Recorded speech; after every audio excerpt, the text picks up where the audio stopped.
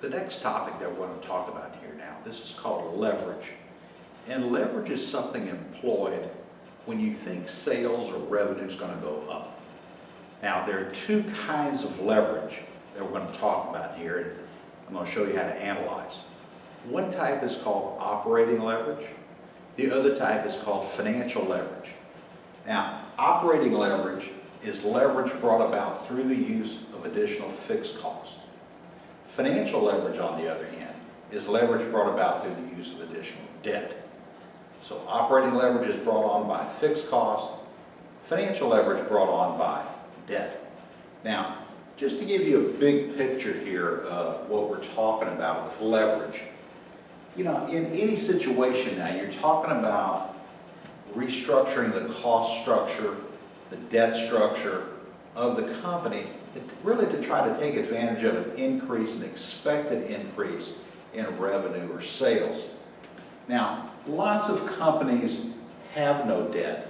Lots of companies have no fixed cost. Typically, these would be, you know, sole proprietors, kind of mom and pop sorts of businesses. They've paid off their debt. They don't really have any fixed costs like leases or something like that. It's just a variable cost kind of operation. They try to bring something through the back door at one price and sell it out the front door at a little bit higher price. But we're talking about leverage here. So you're trying to take advantage of what you expect is an increase in revenue or sales. And if you were an unlevered company, what we just talked about, a sole proprietor, mom and pop kind of operation, you really don't have any leverage. You don't have any debt. You've paid off all your debts. You don't really have any fixed costs. In an unlevered situation, which is what that's called, if sales go up, in this case example 5%, then that means that earnings will go up 5% also. And if sales went down 2%, earnings would go down 2%. So you have a one-to-one relationship when you have what's called an unlevered company. They use no leverage of any sort. On the other hand, if you were expecting sales to go up and you were going to try and leverage that is try to get some advantage out of that, you would try to employ what we call favorable leverage.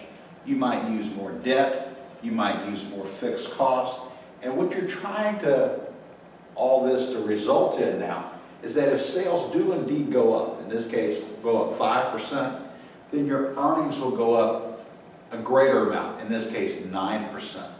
And in that situation, if sales went up one rate and your earnings went up at a greater rate now, that's what we call favorable leverage.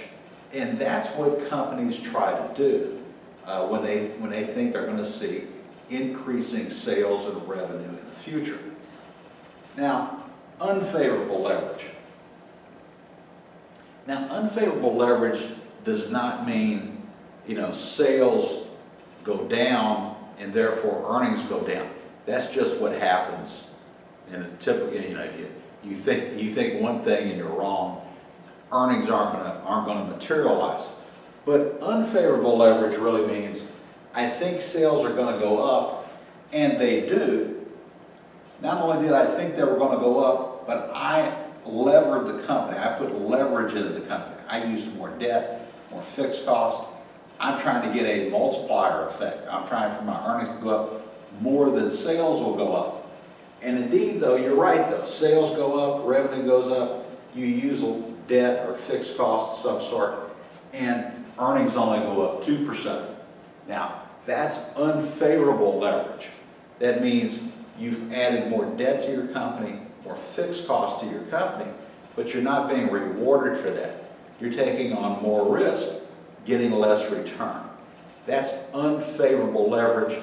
If you find yourself in that position, what do?